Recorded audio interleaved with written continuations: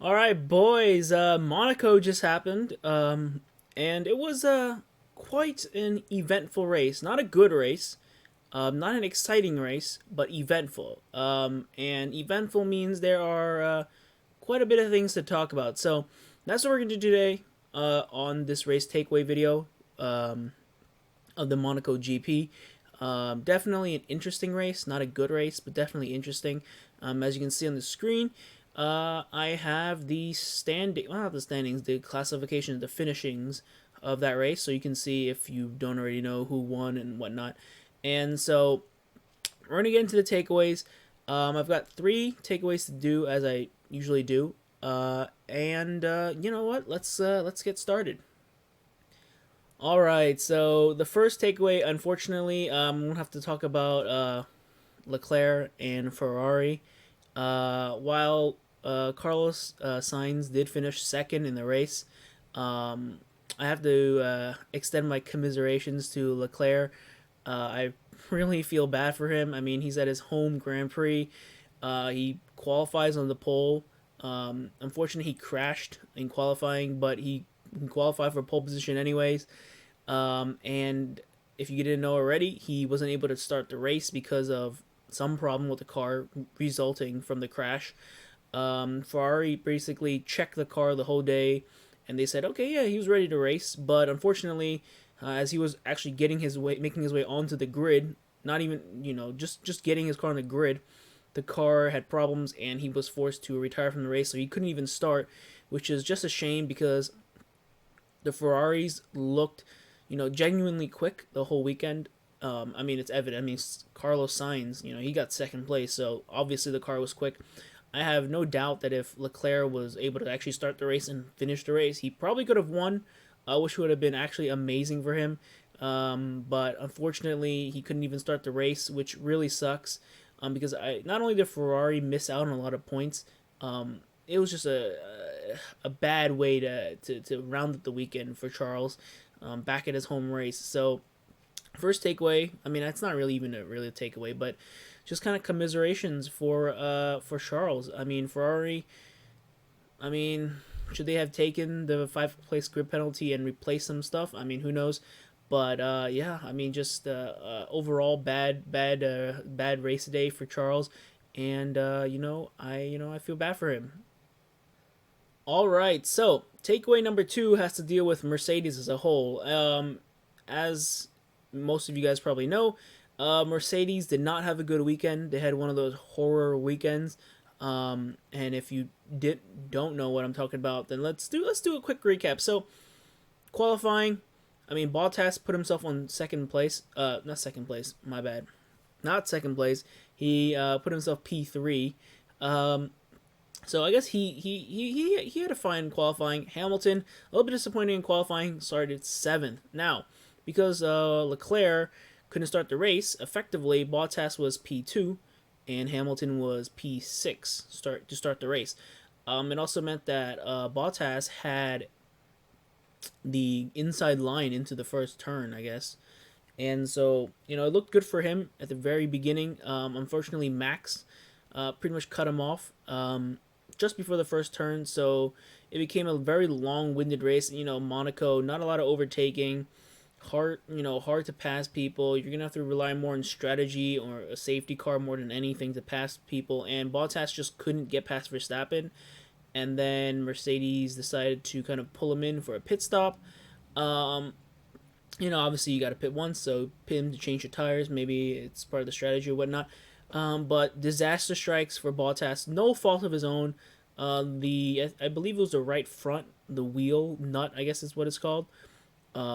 It got some. I don't even understand what exactly happens. All I know is that basically what happened was the wheel nut thing. It wouldn't come off, right? They use those air pressure guns or whatever to take it off in like half a second. It wouldn't come off no matter how much they tried. The wheel nut wouldn't come off, so they actually couldn't change the wheels. And obviously, you can't just change three wheels and race on three hard tires and one soft tire, which is the tire Bottas started on. So unfortunately, Bottas had to retire, which is very unfortunate because not only does it crappy for him, He had a, he just, it's again, it's these things where Bottas, he, he gets screwed over through no fault of his own, and I really feel bad for him, right? Like, I really want Bottas to succeed, but it's just bad luck, one bad luck after another, and all these things are creating. People are online talking about, oh, well, it never happens to Hamilton, this and that, and it's just like, oh, give it a break. There's no conspiracy behind it. It's just unfortunate, right? So unfortunately, Bottas was forced to retire, and Hamilton, who was sixth, he and the team was, I think, a little bit miscommunicating a little bit.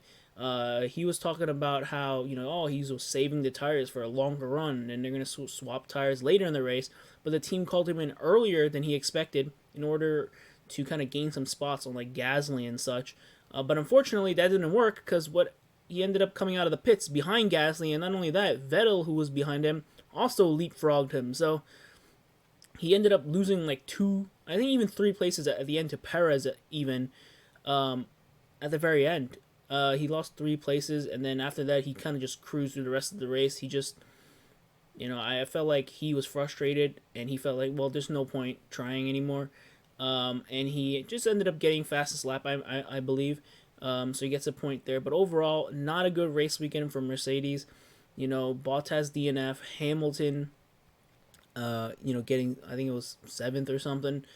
Not very good, and which shakes up the standings, not only the constructor standings, but also the driver standings quite a bit, which will be what I'm talking about in the third takeaway. All right, so takeaway number 3.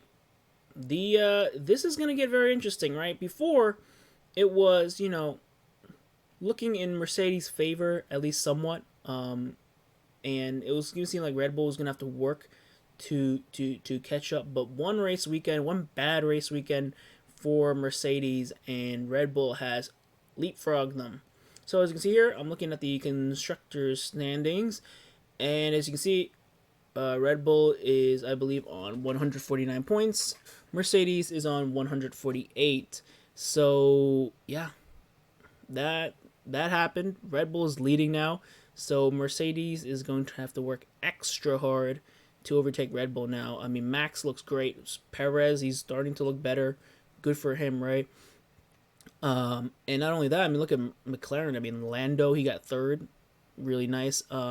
Danny Rick, he's struggling, but he's I think he's gonna get together. I think he just needs a little bit more races, like Perez. He just needs a little bit more time to ramp it up. But yeah, but the main thing really is, right, the top two here. Right, this is gonna be close. This is so close. Like, these guys, they're fighting for third. Okay, good for them, right? Ferrari looks good as well, but yeah, this is gonna be very, very interesting. This little matchup here. I think the next race is Baku, so that's a track I actually enjoy. We're gonna see what happens. But not only that, you have to look at the driver standings, as you can see here. Max has leapfrog Lewis as well. Max got 25 points, obviously, for winning the race.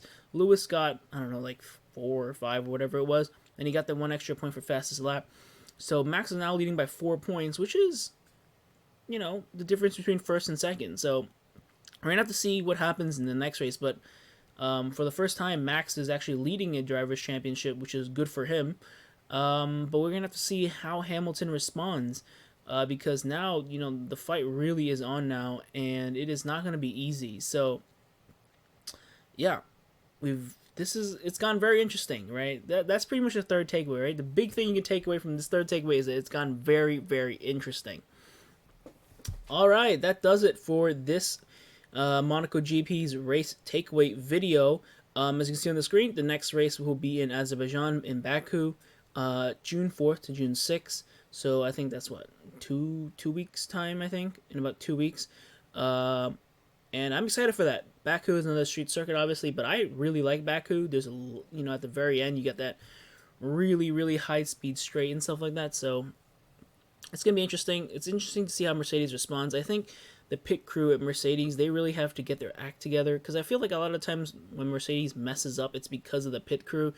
They have a couple of incidents already this year where slow changing tires or something happens or and stuff like that. So they got to get their act together. But yeah, I'm excited for the race in 2 weeks in Baku in Azerbaijan. And if you guys, liked what you see in this video, then consider hitting the like button. And if you like what you see overall on this channel, then consider hitting the subscribe button. Every little bit helps. I can assure you that much. But yeah, I think that's it for this race takeaway. Keep an eye out. I'll probably be doing a little bit more F1 videos. Probably another F1 quiz. I'm gonna have to find a good one, but I'm sure I can. But with that being said, stay safe and catch you guys next time.